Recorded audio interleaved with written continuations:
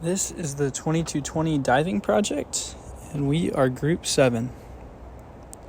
So to begin with an introduction, competitive diving requires a lot of dynamics, especially with changing configurations, knowing what initial or how hard to initially push off to give yourself enough velocity, both linearly and angularly, in order to accomplish the dive that the diver wants to do. In order to do the turns and the flips and the different positions required. So the goal for this project was to analyze how angular velocity, orientation of the diver, and moments of inertia change during various positions of a dive. So unfortunately, humans are very complicated shapes to analyze the dynamics of, so we had to simplify our human model for our analysis.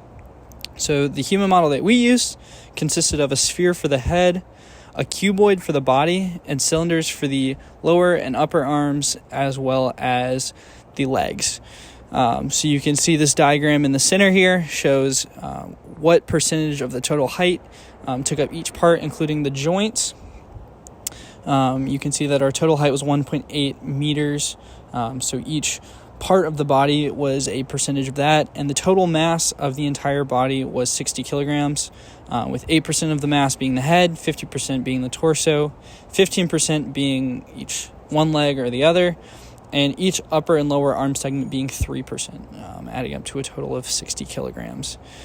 So you can see that we also looked at the diver in different positions. So the pictures on the right showing human and our human model in the pike position. Hi, I'm Zachy, and today I'll be walking you through how to calculate the center of mass and the moment of inertia tensor matrix for the three diver configurations, the open, pike, and tuck positions. So let's get started. So first, let's talk about the center of mass calculation. To find the center of mass, the first step is to locate it for each individual body segment, like the head, torso, or legs. And we use the formula shown here. And since it's a vector, we break it up into three components.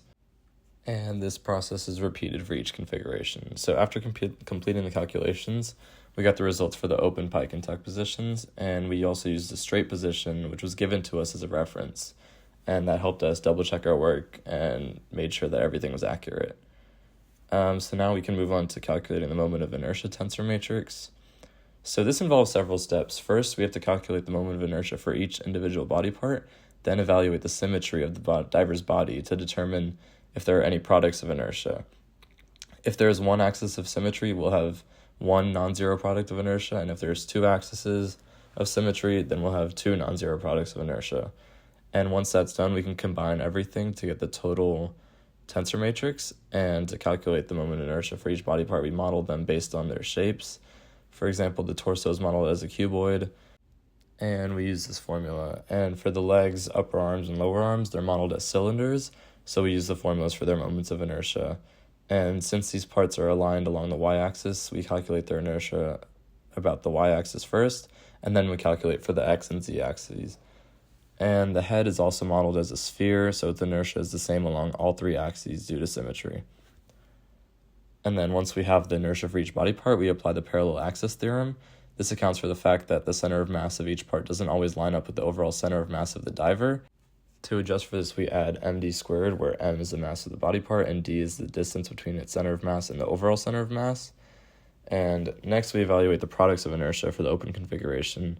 All the products are 0 because of symmetry, and for the pike configuration, we found one set of non-zero products of inertia across the xy plane. And to calculate these, we use the formula that involves the negative value of the distances x and y from the center of mass, multiplied by the mass of the body part. And for the tuck configuration, they get a little more complicated because some body parts are angled, and in this case, we use the transformation matrix to account for the rotation. Like, for example, the angle was 30 degrees, and this matrix allows us to convert the inertia matrix from the rotated system back to the standard system. And then after all of this, we combine the results to get the final moment of inertia tensor matrix for each configuration. And here's the results for the open, pike, and tuck positions. And by following these steps, you can calculate both the center of mass and the moment of inertia tensor matrix for each configuration. And now I'll be walking you through how we modeled a diver's movement as they change configurations from open to pike, then to tuck, and back to open. So we used MATLAB to solve for this as an ODE, and I'll explain how we approach the problem step by step. So to start, we analyze the dive by breaking it into different phases based on the diver's configurations, open, pike, and tuck. We calculated the time that the diver spends in each configuration and how these transitions affect their dynamics. The total dive time was provided along with initial angular values, angular velocities, and acceleration values. These were used as the initial conditions for our ODE solver. So the key component of the dive model is the ODE that governs the diver's motion. This equation takes into account the initial state of the diver starting in the open position and adjusts as they transition between configurations. For example, the open configuration lasts for about 5% of the total dive time. When the diver transitions from open to pike or pike to tuck, the moment of inertia matrix changes accordingly. So the ODE solver uses this updated inertia matrix to simulate the motion for the specified time intervals. And to implement this, we wrote a function in MATLAB that calculates the diver's motion based on their configuration. The function updates the diver's state whenever a transition occurs. For instance, when moving from open to pike, the inertia matrix is updated by adding the change in the moment of inertia between these positions, and the same applies for the other transitions. And in addition to tracking the diver's configurations, we also modeled their angular velocity, acceleration, and the twist dynamics. These were calculated using the equations of motion and were included in the ODE solver. The function dynamically updates these values as the simulation progresses. So once the ODE solver runs, it provides us with the results for the diver's motion throughout the dive, and then we can plot these results to visualize how angular velocity, acceleration, and the orientation change over time. So for example, we plotted the diver's angular momentum in the inertial frame, as well as the angles and acceleration values during each configuration. And finally, the outputs from the ODE solver give us the comprehensive view of the diver's motion throughout the dive, and the graphs clearly show how the diver's configuration impacts their angular momentum and dynamics. And by simulating these transitions in MATLAB, we can analyze the dive in detail and see how the changes in body position influence the overall motion. And that's how we use MATLAB to model a diver's motion as they transition between the different configurations during the dive. The calculation of the initial conditions for the center of mass velocity is crucial for simulating the diver's motions. These conditions define how the diver moves through the air based on physics and initial setup. The horizontal velocity was 1.0636 meters per second squared, determined by a diver's push-off from the board. The vertical velocity was 7.672 meters per second, influenced by the jump's height and direction. These values are plugged into projectile motion equation, which is x of t equals to the horizontal velocity times t, and y of t equals to the vertical velocity times t minus 1/2 gt squared, where g is 9.81 meters per second squared. The total dive time is calculated as 1.9179 seconds, accounting for the center of mass, initial height, and trajectory down to the water. In addition to the linear motion, we include an initial angular velocity about the z-axis, which is 1.6381 radians per second. This rotational motion defines the flips or twists the diver performs and interacts with the center of mass dynamics. The simulation predicts the center of mass trajectory and rotational dynamics, and this response ensures realistic movement such as the dive's heights, forward travel, and water entry angle. And by combining the center of mass velocities and rotational dynamics, we generate an accurate and realistic simulation of the diver's motion during the entire dive. So for the visualization of phase 1, you can see that we went with a more simple approach than phase 2 and 3, with just a simple MATLAB visualization of this phase 1 dive in the open position, and no other configuration changes. So you see this red rectangle being the board, the blue being the water, the red circle being our center of mass, the blue X being the top of our hands for the open position, the black square being the feet.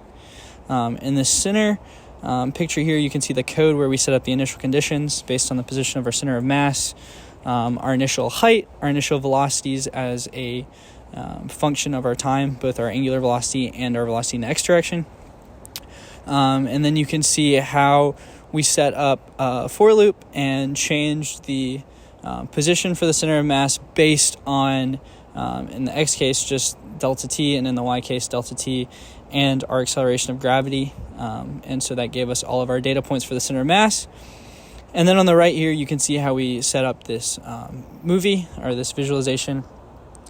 And so we graphed our board and the water, and then we graphed our initial plot of our center of mass. And as time goes on, we would create new frames based on the new values, and we would rotate the the X and the square, or our feet and our hands, based on our angular velocity. So you can see the diver rotate 180 degrees over the course of the dive. And that's why our omega is pi divided by the total time. So you get 180 degrees or pi radians as the diver goes on. Alright, I'm Noah. I did the visualizations for phases 2 and 3. For these phases, we switched from MATLAB to using VPython because we didn't feel like we were capable of doing the work that was required of us in MATLAB, so I switched to VPython because I was familiar with the language and it seemed like a good fit for what we needed to do. So you can see pieces of our scripts here for VPython, and then also frames of our dives from the different phases. The first dive I'm going to show you is the required one for phase 2, which was a 105B dive. And so you can see enters pike, completes 2.5 somersaults, and exits pike and enters the water. The second dive, which was required for phase 2, we chose to do a 101B dive. So you can see the diver quickly enters and exits pike and then lands in the water. Next, I'm going to be showing you the simulation for our phase 3 dive. I'm not sure what the name of this one is, but you can see enters pike, exits pike, enters dance, exits dance, enters water, and all the while completing 2.5 flips. And then our second additional dive that we chose was just the one given the example, which was the 5152B dive. And so you can see enters pike, exits pike, does a twist, enters pike, exits pike, enters water. In this project, we successfully modeled and analyzed the dynamics of diving, combining both translational and rotational motion to create an accurate simulation of a diver's movement. By calculating the initial conditions for the center of mass velocity, integrating angular velocity, and simulating transitions and configuration, we were able to predict the diver's trajectory and rotations with precision. Using the equations of motions and solving them through computational tools, we ensure the results align with physical principles, verifying the conservation of angular momentum, and achieving realistic visualizations. This approach allowed us to simulate various dive scenarios, highlighting how changes in initial conditions and body configuration impact flips, twists, and water entry. Beyond the technical challenges, this project emphasized the importance of dynamics and computational modeling and biomechanics. These tools not only deepen our understanding of complex physical systems, but also offer practical applications such as optimizing athletic performance or refining techniques for safer and more effective dives. In conclusion, this work demonstrates the intersection of engineering, physics, and human movement, showing how theoretical knowledge can be applied to solve real-world problems. And that concludes our project.